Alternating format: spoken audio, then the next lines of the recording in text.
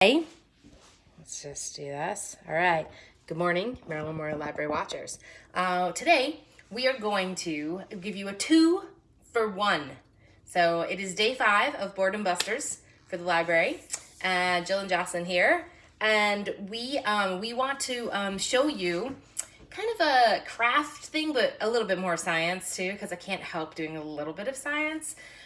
So we're going to kind of show you something that you ultimately can craft with, and then show you some other thing you could do while you wait, because this is not going to be an instant gratification. Our first project, our first crafty thing needs time to dry. So you won't be able to use it today. You have to use it tomorrow.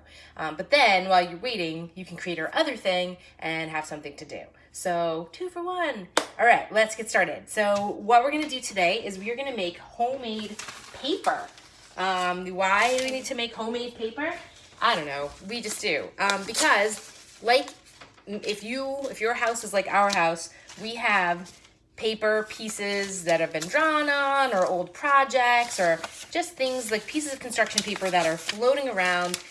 They're in pieces, and they have other doodles on them and other things on them. So what you can do is you can take that paper and you can just kind of rip it into pieces and get scraps, basically like paper scraps. So we all know we have paper scraps lying around. So this is what I'm using. I'm gonna keep it because this is a one-time video, and you can experiment however you want. I am gonna keep this, we're gonna keep this to one kind of paper. So we're just using construction paper, like a nice thick. So we have pink, we have blue, a little bit of yellow, we have some red. We're just gonna keep, you can experiment with different kinds of paper and doing different things. But we are just going to use one kind. So the things that you need are paper and your paper scraps. You need a blender. Yes, you need a blender.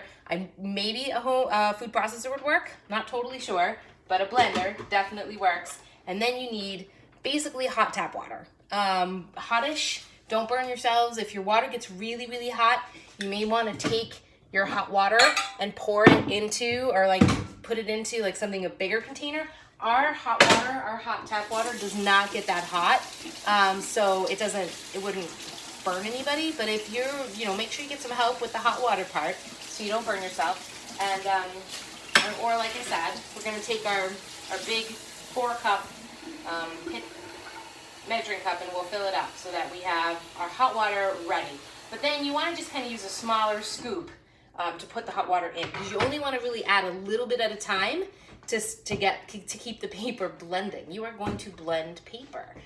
So we're going to, here, why don't you put the paper in the blender. So we're going to take our blender and we're going to put the paper into it. That's okay, it falls on the floor. And I'd say like 2 pieces of paper, and don't go more than that. So we could start with this. So start with some of your shreds. You need your blender lid, right? So we're gonna put it in. You need your blender to be plugged in. So again, when using an item like this might be a two-person job where you get an adult to help, or an older sibling or someone. So not super littles here. This is not for littles. And what you want to do is, our blender lid, of course, has a little thing that kind of pops off that gives me a hole. So I have a hole when I'm going to take that plastic piece and put it to the side, and I'll take my hot water, and a little bit at a time. So just kind of enough. You're going to get the paper wet, and then you can put your plastic piece back in so nothing jumps up at you. And then you want to blend up your pulp. You want to blend your paper up. And the thing is, my blender has a little pulse button. And so you can kind of hit that and pulse it. Or if you have one, like a liquefy button, that really, really gets it going. And you'll see that like your paper is starting to get kind of mushy at the bottom, and of course not at the top. So taking it off of its base, you can kind of push your paper back down in. You want to be careful. There's some sharp blades at the bottom, so you don't want to touch those. But if you're just kind of touching your paper, put your top back on. I'm going to take back off my plastic piece, put a little bit more water. I think the thing about it is you need a little more water than you think because the water really helps it move. It helps the paper move around. So we're gonna hit our liquefy again. It just moves. You can kind of see it jump when you hit liquefy. It really crushes it up in there. And it gets it. So now you basically are starting to get a lovely smoothie of paper pulp, so this is, all right, we're gonna pour a teeny bit more water. Okay, so we're taking off our top, we're putting it back, we're gonna hold on to our top. All right, and like I said, you can always kind of take the cover off, push your bigger pieces down into the pulpiness, being really careful about the blade at the bottom. So again, maybe some help if you're nervous about that.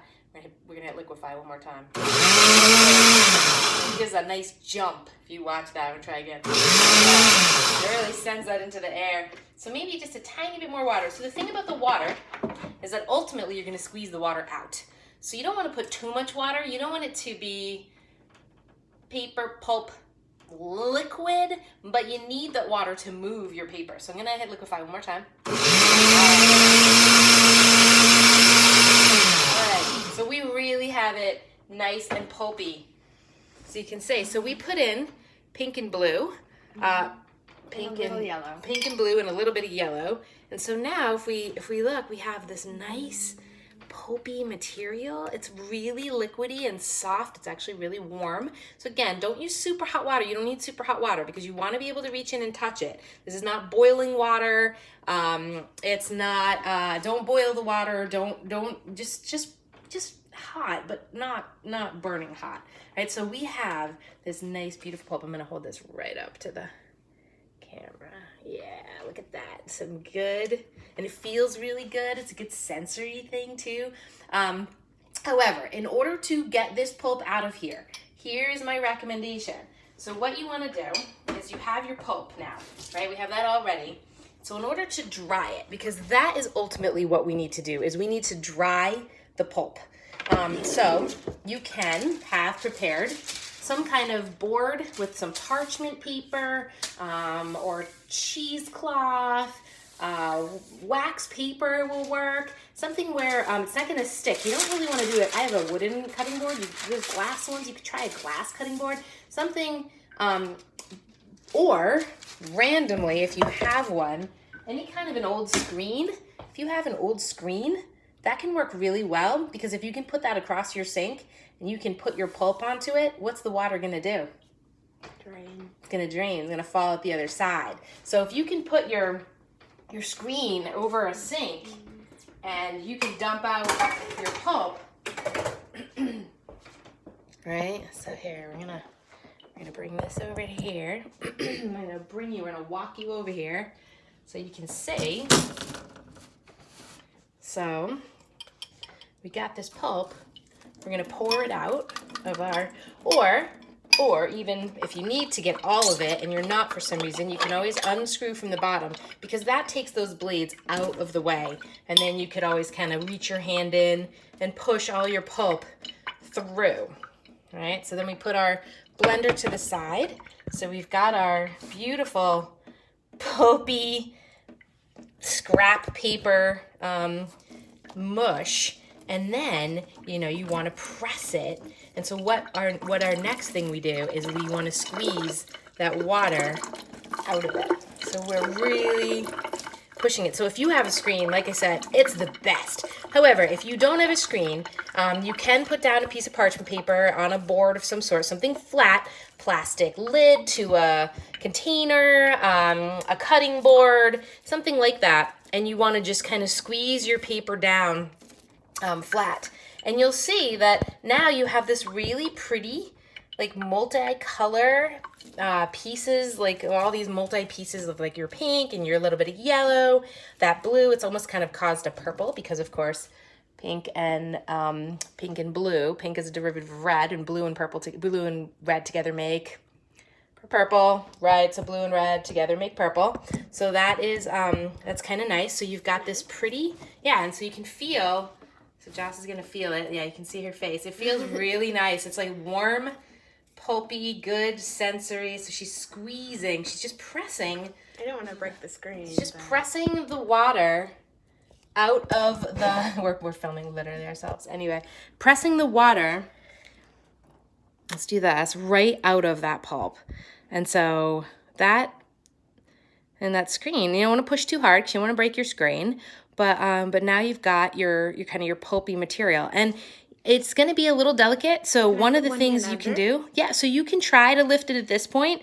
You can put your hand under the screen and kind of, give another press. I mean, you can work that pulp and try to get the paper. You can use paper towels or a cloth, and you can even try to absorb some more of the water. So what you want to do is this needs to dry. Now it needs to dry for a solid, overnight, like a 24-hour kind of window. And then when it's done, you will have this nice piece of thick, pretty paper that you could cut some shapes out of, or you can draw on it too. It'd be bumpy. That's usually really bumpy. I've never been able to get it to the point where it's really, really smooth. If you put it on a board in between like some cheesecloth or some parchment paper, and you can roll it like with a rolling pin, you might be able to really squeeze more water out and get it to be really smooth. But since that's not something that I've ever really cared about, I haven't tried that. So it does need to dry, because when it's wet, I'll show you, it's very sticky, but you can see it has some integrity. It's not like, it is delicate, but it does have some integrity. You can lift it, but you do definitely want to let it dry. So then we will just show you, I'm going to move us back over to here. All right, and we've got a piece of paper that I made yesterday. It's still not completely dry because it really does need 24 hours to dry, but you can pick it up. This piece is a little piece, and there are pieces, some pieces may fall out, some pieces may not stick together, but you can create it into a shape. You can cut it into a shape. Joss mentioned it almost looks like something you could eat. It looks like a pizza on a board or something. Don't eat it. Don't eat the paper. Please don't eat the paper. But yeah, you can pick it up. It's it's really thick. It's got a really nice thick consistency. And this one I made from red and yellow paper. So it has a lot of kind of flecks of yellow. It's really pretty paper and consistency. So and if pieces fall off, you have tiny pieces of paper. Yeah, and it falls off, you can maybe make little other shapes with it. And this is just one attempt. And a lot of times it kind of comes out in a circle. So that's kind of fun because you have circle pieces, but you can really, it's up to you. It's the fate of that paper is in your hands. You can shape that into kind of whatever shape you want. But a circle, I think like when we press something, it kind of naturally creates this circular kind of a design, but it's manipulatable. You can, it's malleable. You can play with it. You can squeeze it. So that is our paper. So again, we're going to turn this around, bits of construction paper, any old construction paper, any old pieces that you have, right here, in the blender. And if you have like a liquefy, if you have a really strong, kind of button that lets things really get moving, is awesome. And then hot water, just like hot tap water, not super hot, not hot enough to burn your fingers. And then you can spread it out. Like I said, we have it on a screen, or you can use, a board with parchment paper or cheesecloth, and that'll work. And then you just need to let it dry. If it's a sunny day, so here in southern Maine, it is a sunny day today, and so you could put it outside in the sun and let it dry, and that would be really great. So, all right, so that is it takes 24 hours to have fun with that. So in the meantime, we thought we would show you another fun activity that you can do with paper that maybe you already have in your house instead of paper that you make. Although you could try this on paper you make if you can get a big enough piece. But we have used, we have 9x12 sketch paper. So computer paper, notebook paper, another piece of construction paper, whatever you have, you can do this. So what I did is I just started doodling. And I just created a doodle, and I actually passed this over to Jocelyn, and she actually finished it. And once you have your doodle done, you can color it. So you've basically created your own crazy fun doodle sheet, and it can be collaborative. This is a small one, so everyone can have their own customized sheet. Or we've got this big giant piece of paper, this big yellow piece of paper, and you can just start making doodles on this. I find it's the best to use a black Sharpie or a dark marker or something to make your doodles, because it's a nice outline. It's a nice dark kind of place and so you just start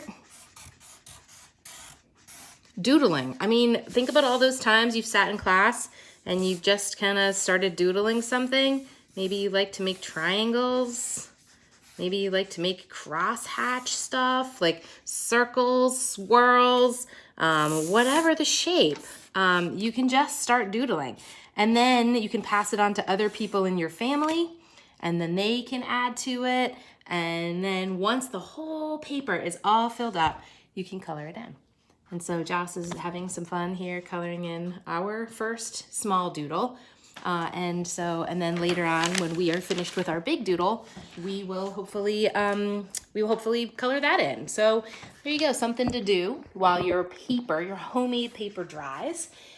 And so if you create a doodle, especially if you come up with something really fun and you have time and you color it in, please send us a picture of what it looks like, and we will put it on our Facebook page. We would love to see any way that you're interacting with our crafts. And so Joss and I, so today's Friday. This is day 5 of our April break, and so it's our last Boredom Buster morning craft. But we've been having some fun, and we've been finding a lot of other really cool things to do. So over the next couple weeks, we're going to do maybe a once a week craft suggestion. And so we'll be back. We'll be doing some other crafts. We'll probably be doing those in the afternoon. We'll be doing them on Facebook Live and also putting them onto the Merrill Memorial Library YouTube channel. So have fun. It's kind of neat just to pull out some paper, some markers, crayons, colored pencils, whatever you have, and just start drawing things down, doodling away, and creating something really beautiful and bright. And if you could even do these on small kind of postcard size paper and color them in, and on the other side write "Have a great day" and put them in your neighbors' mailboxes and say hello, because we're still looking for ways to say hi to people and connect and let people know that we're all out there. So thank you so much for watching. Have a wonderful rest of your day.